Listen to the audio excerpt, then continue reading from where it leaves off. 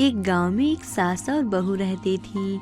उनका नाम माया और मोहिनी था। वे दोनों अपने चेहरे को सुंदर बनाने के लिए मेकअप किया करती थी और अपने चेहरे का दिन भर देखभाल किया करती थी। उन दोनों सास और बहू को मेकअप करना बहुत ही अच्छा लगता था। सुनो माँ और मोहिनी, आज शाम को हमें मार्केट जाना है, इसलिए जल्दी तैयार हो जाना।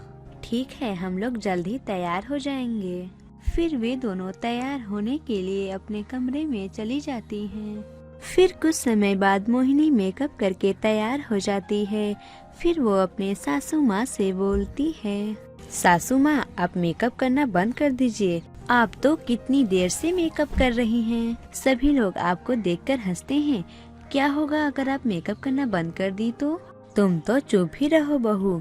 वे लोग मेरी मेकअप को देखकर हंस नहीं रहे थे, बल्कि वे लोग मेरी तारीफ कर रहे थे। और बहू, वे लोग मुझे देखकर नहीं, बल्कि वे लोग तुम्हें देखकर हंस रहे थे। और तुम मेरी तरह कभी भी सुंदर नहीं हो सकती। जब भी मैं कहीं बाहर घूमने जाती हूँ तो लोग मुझे देखकर कहते हैं कि इतनी सुंदर औरत कौन है। सासू माँ, वे लोग आपको सुंदर औरत नहीं बोल रहे थे, वे लोग बोल रहे थे कि ये बूढ़ी औरत कहाँ से आ गई है। शायद आपने अच्छे से सुना नहीं सासू माँ। हाँ हाँ बहू, तुम तो रहने ही दो। फिर वे दोनों इसी बात पर लड़ने लगती हैं। फिर थोड़ी देर बाद वे लोग मेकअप करके बाहर आती हैं। फिर मोहिनी अपने पति संजय से बोलती है, सुनिए जी, क्या अब हम लोग चलें? कहाँ, अब तक तो बाजार भी खत्म हो गई होगी। तुम्हें पता है इस वक्त रात के 11 बज रहे हैं। अब तुम इतनी देर रात को कहाँ जाओगी? ये सब आपके माँ की वजह से हुआ है। वो इतनी देर तक मेकअप करती रहती हैं। उन्हीं की वजह से आज हम लोग लेट हो गए हैं। तुम क्या कम हो मोहिनी? तुम भी तो सारा दिन उस आईने के आगे खड़ी रहती हो। तो आप कौन कम है सासू माँ? आप तो बूढ़ी हो गई हैं, फिर भी दिन रात मेकअप करती हैं। इसी तरह से वे लोग एक दूसरे पर इल्जाम लगाकर लड़ रही थी। तभी वहाँ पर माया के पति शंकर आते हैं और बोलते हैं, अरे तुम लोग क्या झगड़ा लड़ाई कर रहे हो? ये सुनकर दोनों चुपचाप अपने कमरे में चली गईं। फिर एक दिन रात को जब सभी लोग सो रहे थे, उस वक्त माया मेकअप कर रही थी। मैं बूढ़ी हूँ तो क्या, लेकिन मैं देखने में बहुत ही सुंदर हूँ। मुझे वो नया मेकअप ट्राई करके देखना चाहिए। ये बोलकर माया मेकअप लगाकर तैयार हो गई। अब मैं बहुत ही सुंदर लग रही हूँ। मैं इतनी सुंदर हूँ, मुझे तो अपने पति को जरूर दिखाना चाहिए। वो बहुत ही खुश होंगे। फिर माया अच्छे से तैयार होकर अपने पति के पास गई। सुनिए, अरे ओ जी, सुनते हैं, एक बार मुझे देखिए तो सही। फिर वो उठे और माया को देखकर चिल्लाते हुए बोले, भूत भूत, कोई मुझे बचाओ, भूत। इतनी तेज आवाज को सुनकर वहाँ पर मोहिनी और संजय आते हैं। माँ, तुम्हें सोना नहीं है क्या? तुम आधी रात को पिताजी को मेकअप करके डरा रही हो। माया, तुम मुझे मेकअप करके डरा रही थी, मानो तो मेरी जान ही निकल गई। माया, तुम ऐसा फिर घटिया मजाक कभी मत करना। फिर सभी लोग वहाँ से चले गए और माया मन ही मन सोचती है, ये बुढ़ा तो पागल हो गया है। इतना बोलकर वो भी वहाँ से चली जाती है। फिर अगले दिन सुबह होने पर मोहिनी अपने पति संजय से बोलती है, संजय, मुझे 2000 रुपए चाहिए। क्यों, उसकी क्या जरूरत है? मुझे ब्यूटी पार्लर जाना है। इस बीच वहाँ पर संजय की माँ आ गई और बोलने लगी, संजय, मुझे भी 2000 रुपए चाहिए। मुझे भी ब्यूटी पार्लर जाना है।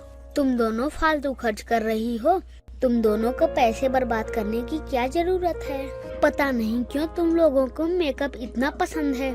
संजय, अगर तुम्हारे पास पैसे हैं तो दो, नहीं तो फालतू की बात मत किया करो। मेरे पास पैसे नहीं हैं, जाओ तुम लोग पिताजी से मांगो। फिर दोनों शंकर के पास गईं और पैसे मांगने लगीं। ये सुनकर शंकर उन दोनों से बोले, मेरे पास तो एक भी पैसे नहीं है, मैं तुम लोगों को 2000 रुपए कैसे दे सकता हूँ। फिर वे दोनों उदास हो गईं और सोचने लगीं, मुझे ब्यूटी पार्लर गए बहुत दिन हो गए हैं। इस बीच वहाँ पर एक रद्दी वाला आता है। आओ भाई आओ, अपने घर के पुराने चीज देकर बदले में पैसे लो। ये सुनकर दोनों सास और बहू बहुत ही खुश हो जाती हैं। फिर माया और मोहिनी पुराने बर्तन और अखबार लेकर उस रद्दी वाले के पास जाती हैं। तुम कितने पैसे दोगे इस पीतल के बर्तन और अखबार के लिए? दोनों को मिलाकर मैं सिर्फ 1500 रुपए दे सकता हूँ। क्या? ये पीतल के बर्तन पूरे 5000 के हैं और तुम बोल रहे हो कि मैं सिर्फ 1500 ही रुपए दूंगा? तुम तो इसके आधा भी नहीं दे रहे हो। आप इतना बोल रही हैं तो मैं आपको 3000 रुपए दे सकता हूँ, नहीं तो इससे ज्यादा मैं नहीं दे सकता। मोहिनी उसके बातों पर हाँ बोल देती है और 3000 रुपए ले लेती है। उसकी सास ने भी बिल्कुल वैसा ही किया और 3000 रुपए लेकर बहुत खुश होती है। फिर वो दोनों उन पैसों को लेकर ब्यूटी पार्लर में गईं और पैसे खर्च करके वापस घर आ गईं। ऐसे ही वो दोनों ब्यूटी पार्लर जाती थीं और पैसे खर्च करके घर आती थीं। फिर इसी तरह से वे दोनों अपने पति से बहुत पैसे मांगती थीं। उनको पैसे नहीं मिलता था, इसीलिए वे लोग पुराने सामान को बेचकर कुछ पैसे लेती थीं और ब्यूटी पार्लर में जाकर खर्च कर देती थीं। फिर एक दिन संजय और शंकर ने उन दोनों को सबक सिखाने के लिए सोचा। वे लोग सोचे कि माया और मोहिनी के चेहरे पर काला रंग लगाकर सो जाएंगे। उन दोनों ने बिल्कुल वैसा ही किया। फिर अगले दिन सुबह होने पर मोहिनी, क्या तुमने अपने चेहरे पर काला तेल लगाया है?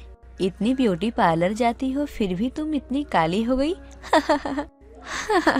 सासू माँ, मैं तो काला तेल नहीं लगाई हूँ, लेकिन आपने जरूर लगाया है, तभी तो आप इतनी काली हो गई हैं।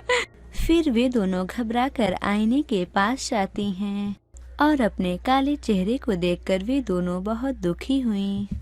फिर संजय ने उन दोनों से बोला, तुम दोनों देखने में बहुत काली लग रही हो, मुझे बहुत गुस्सा आ रहा है। सुनो, मैं तुम लोगों को एक उपाय बताता हूँ जिससे तुम्हारा काला रंग छूट जाएगा। फिर संजय उन दोनों को उपाय बताता है। फिर वे दोनों बिल्कुल वैसा ही की जैसा उन दोनों से संजय ने बोला था। फिर वे दोनों अपने चेहरे को साफ की और बिल्कुल पहले जैसा सुंदर बन गईं। वे दोनों पहले जैसा सुंदर होकर बहुत खुश होती हैं। फिर उन दोनों से संजय बोलता है, माँ, तुम्हें पता है पास में रहने वाला राजू रोज 300 रुपए कमाता है और उसी में बहुत खुश रहता है। और एक आप लोग हैं जो मेकअप के पीछे इतने पैसे बर्बाद करती हैं, फिर भी अपने बीच खुश नहीं रहती हैं। तभी वहाँ पर शंकर आता है और बोलता है, आप लोग मेकअप के पीछे इतना पैसा खर्चा करती हो, अगर यही पैसे आप कुछ गरीब लोगों में दे दोगी तो वो लोग बहुत ही खुश हो जाएंगे और आप लोगों को पुण्य भी मिलेगा। भला इतना खर्च मेकअप के पीछे कौन करता है? क्या हम लोग कभी पैसा जुटा सकते हैं अगर तुम लोग ऐसे ही मेकअप के पीछे पैसा खर्चा करोगी तो? मैं मानता हूँ कि सुंदरता जरूरी होती है, लेकिन सुंदरता के पीछे हमें इतना रुपया खर्चा नहीं करना चाहिए।